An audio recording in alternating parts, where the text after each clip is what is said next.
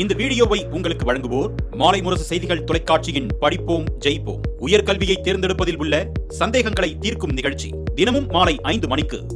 வணக்கம். மாலை முரசு செய்திகளை விரிவாக பார்ப்பதற்கு முன்பாக முதல் தலைப்புச் செய்திகளை பார்க்கலாம். ஜப்பானை பின்னுக்கு தள்ளி உலகின் 4வது பெரிய பொருளாதார நாடாக உருவெடுத்தது இந்தியா.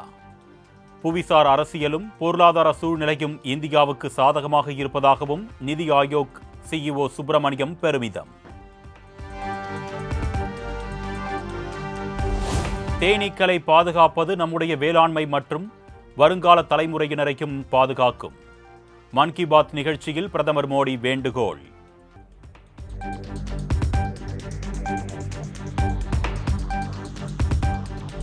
பயங்கரவாதத்திற்கு எதிராக நாட்டு மக்கள் ஒன்றுபட்டிருப்பதாக பிரதமர் மோடி பெருமிதம்.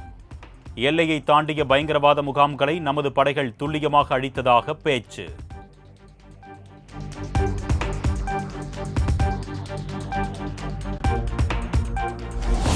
பிரதமர் மோடி தலைமையில் தேசிய ஜனநாயக கூட்டணி ஆளும் மாநில முதலமைச்சர்கள் ஆலோசனை கூட்டம்.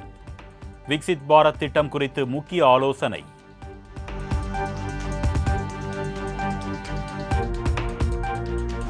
ராணுவ வீரர்கள் குறித்து அவமரியாதையாக பேசிய மத்திய பிரதேச அமைச்சர் விஜய் ஷா துணை முதலமைச்சர் ஜெகதீஷை ஏன் பதவி நீக்கம் செய்யவில்லை? பெண்கள் மீது மரியாதை வைத்திருந்தால் பாஜகவினர் மீது மோடி நடவடிக்கை எடுக்க வேண்டும் என்று காங்கிரஸ் தேசிய தலைவர் மல்லிகார்ஜுன கார்கே வலியுறுத்தல்.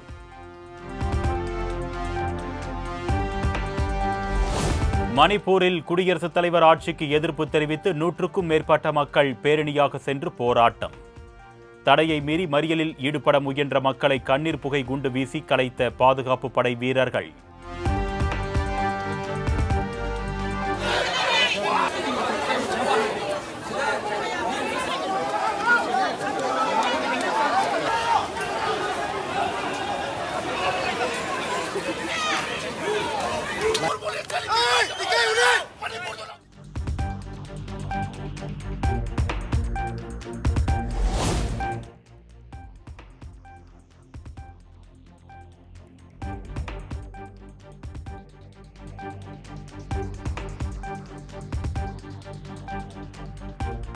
டெல்லி சென்று தமிழ்நாட்டின் உரிமை குரலை எழுப்பினேன்.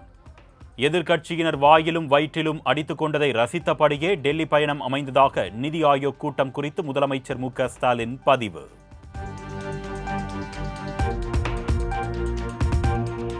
ஆர்த்தெழும் இயக்கமான திமுக எவருக்கும் எப்பொழுதும் அடிபணிந்ததில்லை.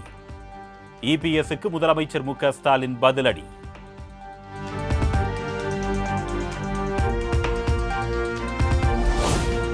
டெல்லியில் கட்சி அலுவலகத்தை பார்க்க போகிறேன் என்று பம்மாத்து காட்டிவிட்டு அதிமுகவை அடமானம் வைத்து கூட்டணி அமைத்தவர் இபிஎஸ். முதலமைச்சர் மு.க. ஸ்டாலின் கடும் விமர்சனம்.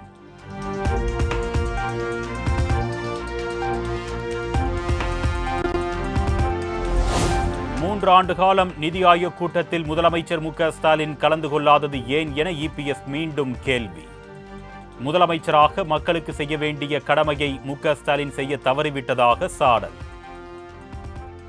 3 ஆண்டு காலமாக எதற்கு நிதி ஆயோக் கூட்டத்தை புறக்கணித்தார்? இதுதான் மக்களுக்கு ஏற்படுகின்ற மிகப்பெரிய சந்தேகங்கள். அந்த கூட்டத்திலே தெரிவித்திருந்தால் மக்களுக்கு நன்மை கிடைத்திருக்கும். அதை செய்ய தவறிய முதலமைச்சர் இன்றைய முதலமைச்சர் ஸ்டாலின் அவர்கள்.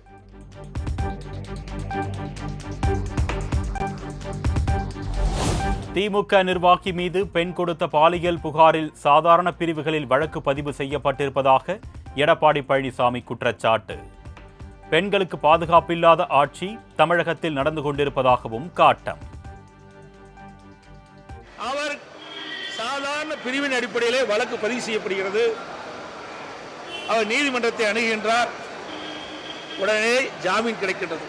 எவ்வளவு மோசமான ஆட்சி நடைபெற்றுக் கொண்டு என்பதற்கு இந்த அரக்கோணமே சாட்சி என்பதை இந்த நேரத்தில் தெரிவிக்க விரும்புகின்றேன்.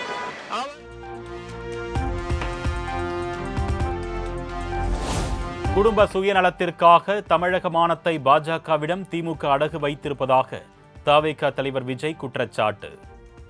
தமிழகத்தை சுரண்டி கொள்ளையடித்து மத்திய அரசிடம் நெடுஞ்சான் கிடையாக சரணாகதி அடைந்திருப்பதாகவும் சாடல்.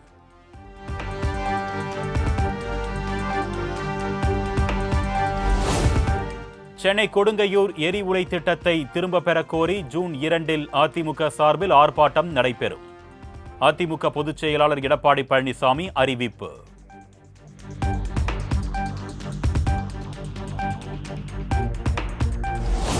கோவை, நீலகிரி மாவட்டங்களுக்கு அதி கனமழைக்கான ரெட் அலர்ட் எச்சரிக்கை.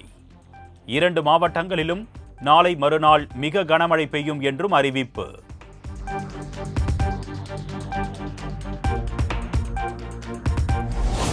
நெல்லை, தேனி, கன்னியாகுமரி மற்றும் தென்காசி மாவட்டங்களுக்கு நாளை ஆரஞ்ச் அலர்ட். 4 மாவட்டங்களிலும் கன முதல் மிக கனமழை பெய்யக்கூடும் என்றும் தகவல்.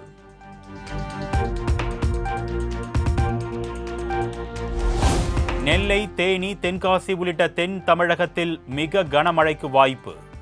திருப்பூர் மற்றும் திண்டுக்கல் மாவட்டங்களில் கனமழை பெய்யும் என்றும் வானிலை ஆய்வு மையம் கணிப்பு.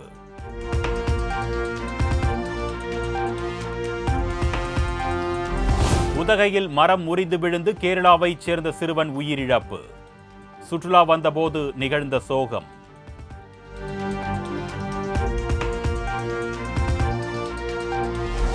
கேரள மாநிலம் மலப்புரம் அருகே சாலையில் இருசக்கர வாகனத்தில் சென்று கொண்டிருந்தவர் மீது மரம் விழுந்து விபத்து. பதைக்க வைக்கும் சிசிடிவி காட்சி.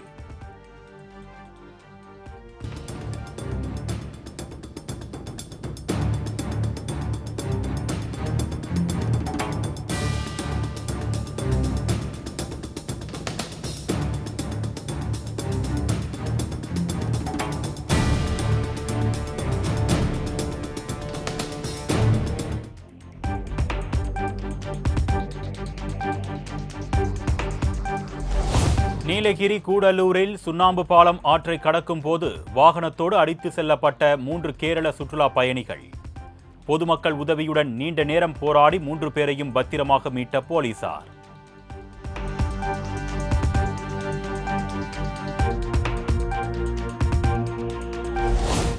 தென்மேற்கு அரபிக்கடல், கேரள கடலோர பகுதிகளில் மணிக்கு 55 கிலோமீட்டர் வேகத்தில் பலத்த காற்று வீசக்கூடும். பாதுகாப்பு கருதி 29ஆம் தேதி வரை மீனவர்கள் கடலுக்கு செல்ல வேண்டாம் என வானிலை ஆய்வு மையம் எச்சரிக்கை.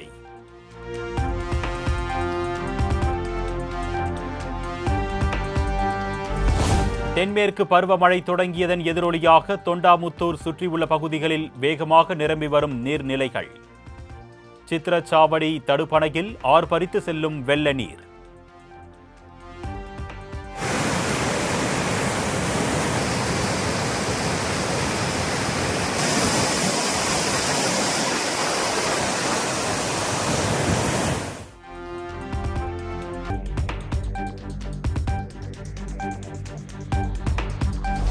உதகை தாவரவியல் பூங்கா மற்றும் ரோஜா பூங்கா நாளை மூடல். ரெட் அலர்ட் எச்சரிக்கையை அடுத்து கூடலூர் ஊசிமலை காட்சிமுனை பகுதிக்கு செல்லவும் சுற்றுலா பயணிகளுக்கு தடை.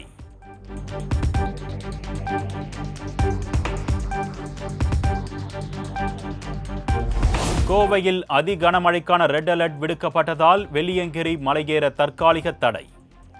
பக்தர்களின் நலன் கருதி வனத்துறை நடவடிக்கை.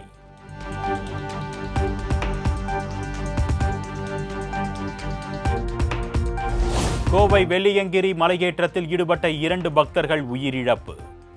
திருவண்ணாமலையைச் சேர்ந்த செல்வகுமார் மற்றும் காரைக்காலைச் சேர்ந்த கௌசல்யா என்ற பெண்ணும் கனமழையால் உயிரிழந்ததாக தகவல்.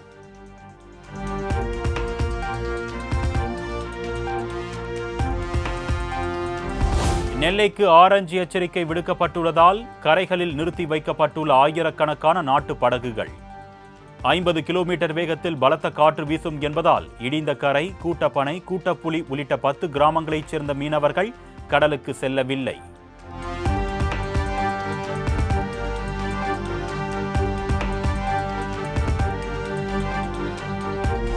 அண்ணா பல்கலைக்கழக மாணவி பாலியல் வன்கொடுமை வழக்கில் மே 28ஆம் தேதி தீர்ப்பு.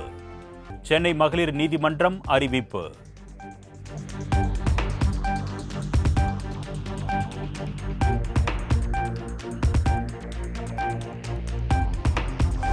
நாகப்பட்டினம் ஆட்சியர் அலுவலகத்தில் பாதுகாப்பு பணியில் ஈடுபட்டிருந்த பெண் காவலர் துப்பாக்கியால் சுட்டு தற்கொலை. காவல்துறையினர் தீவிர விசாரணை.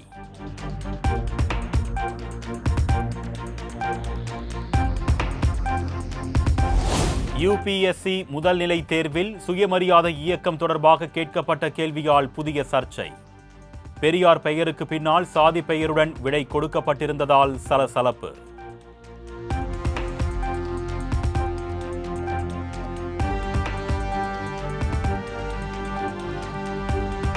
கால்நடை மருத்துவ படிப்புகளில் சேர நாளை முதல் மாணவர்கள் விண்ணப்பிக்கலாம். +2 மதிப்பெண் அடிப்படையில் 597 இடங்களுக்கு மாணவர் சேர்க்கை நடைபெறும் என்று தமிழ்நாடு கால்நடை மருத்துவ அறிவியல் பல்கலைக்கழகம் தகவல்.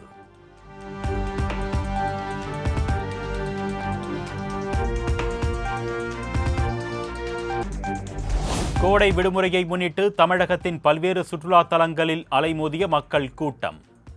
அருவிகளில் குளித்தும் படகு சவாரி செய்தும் மகிழ்ச்சி.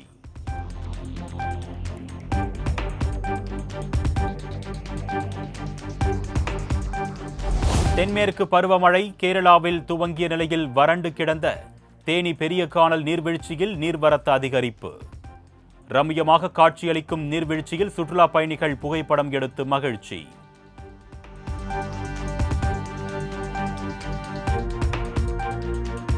கொடைக்கானலில் களை கட்டிய ஹாப்பி ஸ்ட்ரீட். சுற்றுலா பயணிகள் ஆர்வத்துடன் கலந்து கொண்டு உற்சாக நடனம்.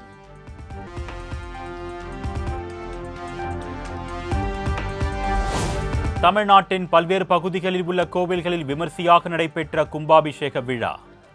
ஏராளமான பக்தர்கள் கலந்து கொண்டு வழிபாடு.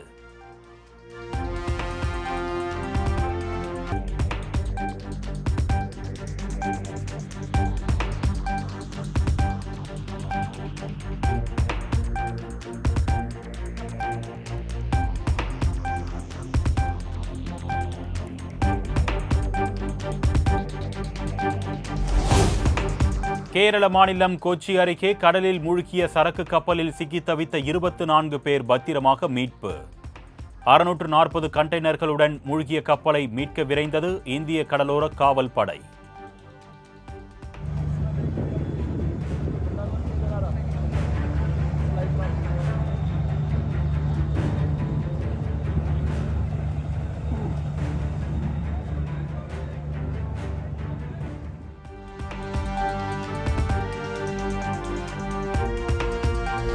தனது மூத்த மகன் தேஜ் பிரதாப் யாதவை 6 ஆண்டுகள் கட்சியில் இருந்து நீக்கி ராஷ்டிரிய ஜனதா தள தலைவர் லாலு பிரசாத் நடவடிக்கை.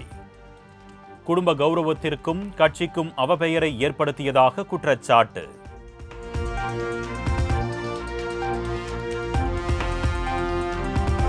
கோடை விடுமுறையையொட்டி திருப்பதி ஏழுமலையான் கோவிலில் அலைமோதிய பக்தர்கள் கூட்டம். சுமார் 5 கிலோமீட்டர் தூரம் வரை வரிசையில் காத்திருந்து சுவாமி தரிசனம் செய்த பக்தர்கள்.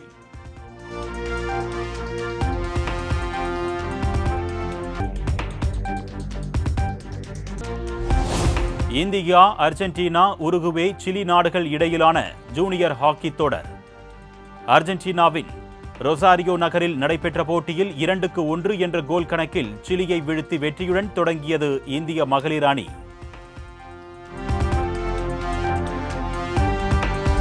மழையில் நனையாமல் இசை நிகழ்ச்சியை ரசிப்பதற்கான ஏற்பாடுகள் தீவிரம்.